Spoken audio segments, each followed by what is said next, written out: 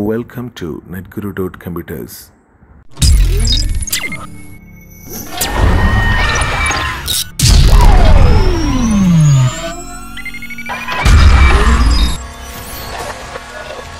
Hi all, എല്ലാവർക്കും Netguru.Computers-ൻ്റെ പുതിയൊരു വീഡിയോയിലേക്ക് സ്വാഗതം.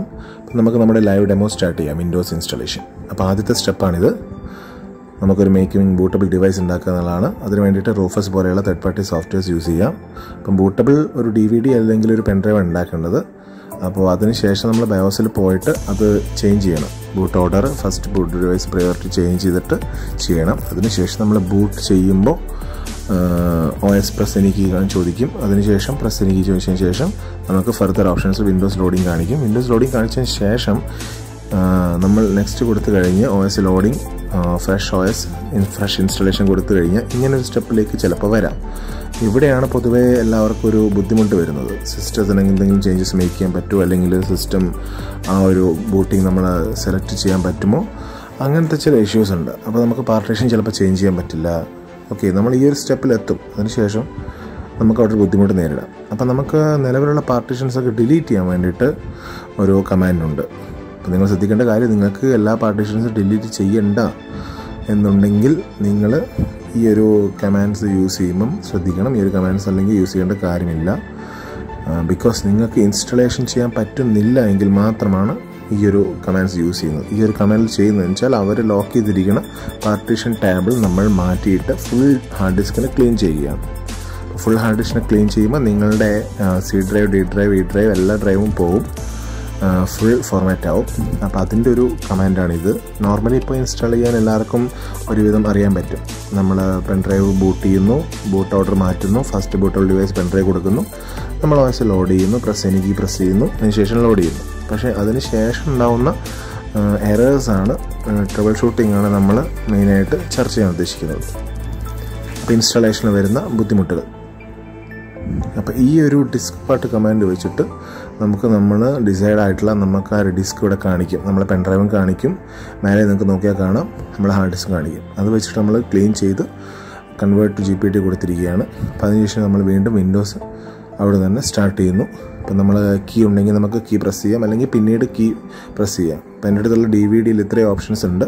അപ്പോൾ എല്ലാവർക്കും അറിയാൻ പറ്റും വിൻഡോസ് ഹോം ബേസിക് എന്താണ്, വിൻഡോസ് പ്രൊഫഷണൽ എന്താണ് അതിൻ്റെ ഡിഫറൻസ് എന്ന്.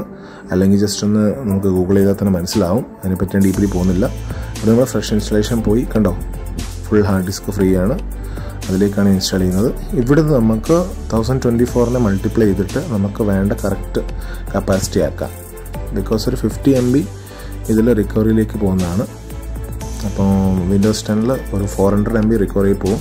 അപ്പോൾ ഫസ്റ്റ് ടൈം അതൊന്ന് ചെക്ക് ചെയ്യുകയാണെങ്കിൽ 7 or 10 ഏതാണ് ഇൻസ്റ്റാൾ ചെയ്യുന്നതെന്ന് വെച്ചാൽ അതനുസരിച്ച് നമുക്കിവിടെ ചേഞ്ചസ് വരുത്താം.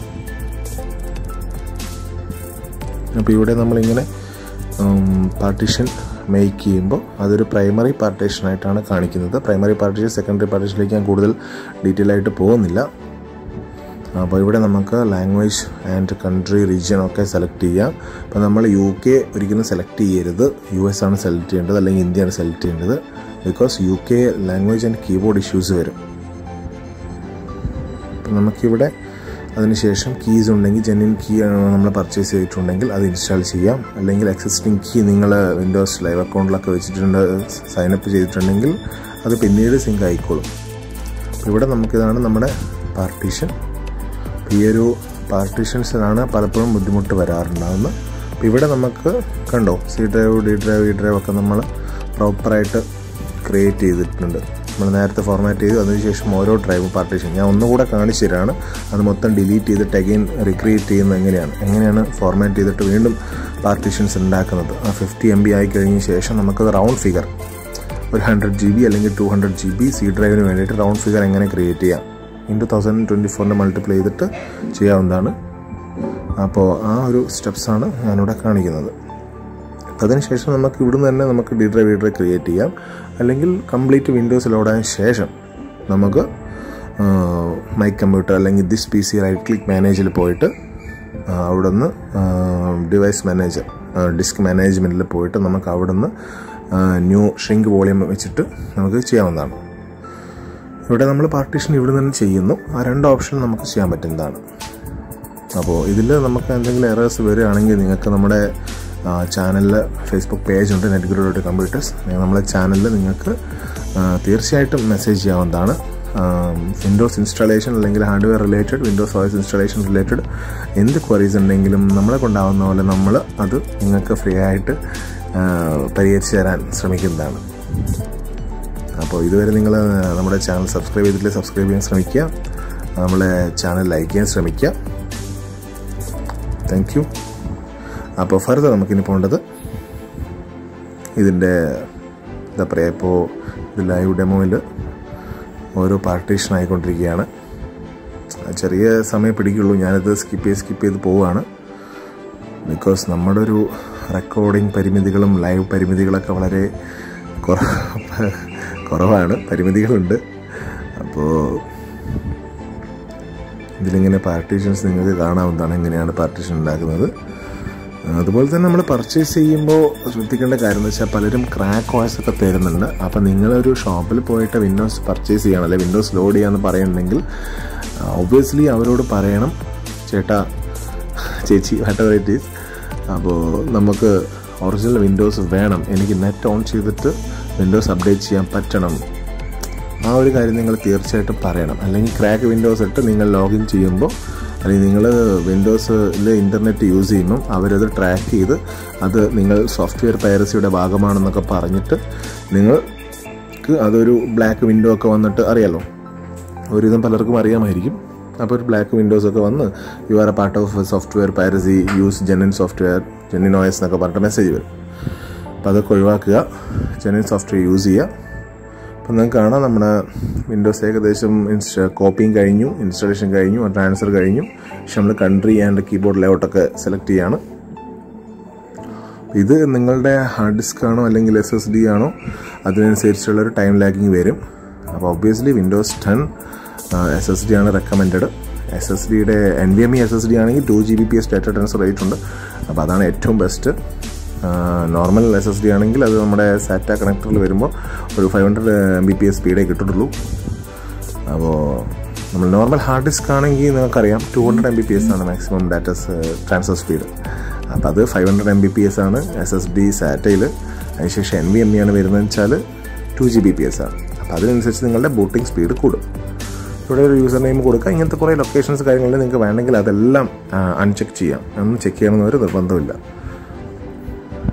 അപ്പോൾ എല്ലാവരും വിൻഡോസ് 10 പർച്ചേസ് ചെയ്യുമ്പം സി ഡ്രൈവിന് വേണ്ടിയിട്ടെങ്കിലും അറ്റ്ലീസ്റ്റ് ഗോ ഫോർ SSD എന്ന് നമുക്ക് റെക്കമെൻഡ് ചെയ്യാം. അതുപോലെ തന്നെ നമ്മളൊരു ലാപ്ടോപ്പാണ് നോക്കുന്നതെങ്കിൽ മോസ്റ്റ്ലി ഡെൽ ഓർ HP ആണ് പ്രൊഫഷണൽസ് എല്ലാം റെക്കമെൻഡ് ചെയ്യുന്നത്.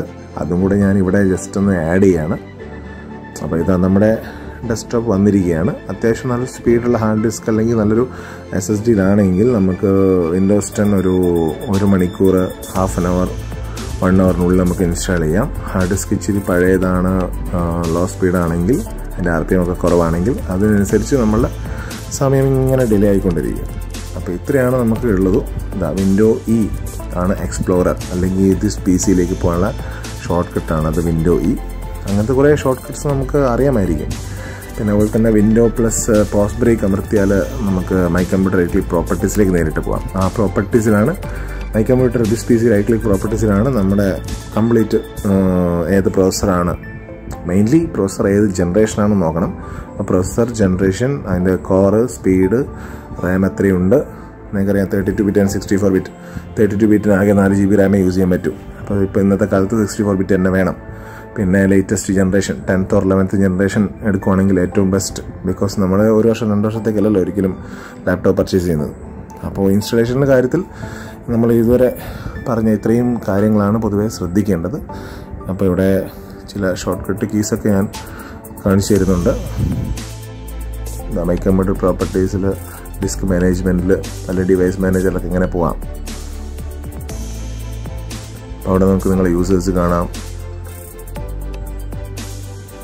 ഇതിൽ ചില അഡ്മിനിസ്ട്രേറ്ററിനെ എപ്പോഴും അഡ്മിനിസ്ട്രേറ്റർ ഡിസേബിൾഡ് ആയിരിക്കും ബൈ ഡിഫോൾട്ട്. നമ്മളൊരു യൂസറാണ് ക്രിയേറ്റ് ചെയ്യുന്നത്. അപ്പോൾ അഡ്മിനിസ്ട്രേറ്റർ നമുക്ക് അവിടെ എനേബിൾ ചെയ്യാം, പാസ്വേഡ് സെറ്റ് ചെയ്യാം. ഡിസ്ക് മാനേജർ, അവിടെ നമുക്ക് നമ്മുടെ ഡിസ്ക് വീണ്ടും ഫോർമാറ്റ് ചെയ്യാം, വീണ്ടും നമുക്കത് കൺവേർട്ട് ചെയ്യാം, വീണ്ടും അത് എഡിറ്റ് ചെയ്തിട്ട് വേറെ ഷ്രിങ്ക് വോളിയം കൊടുത്തിട്ട് വേറെ വോളിയം എക്സ്ട്രാ ക്രിയേറ്റ് ചെയ്യാം. ഓക്കെ, അപ്പോൾ ഇതാണ് നമ്മൾ വിൻഡോസ് ഇൻസ്റ്റാളേഷൻ വളരെ സിമ്പിളായിട്ട് പറഞ്ഞതാണ്. ഇതിൽ കൂടുതൽ ഡൗട്ടുകൾ നിങ്ങൾക്ക് ക്വറീസ് ചെയ്യാം. Thank you for watching.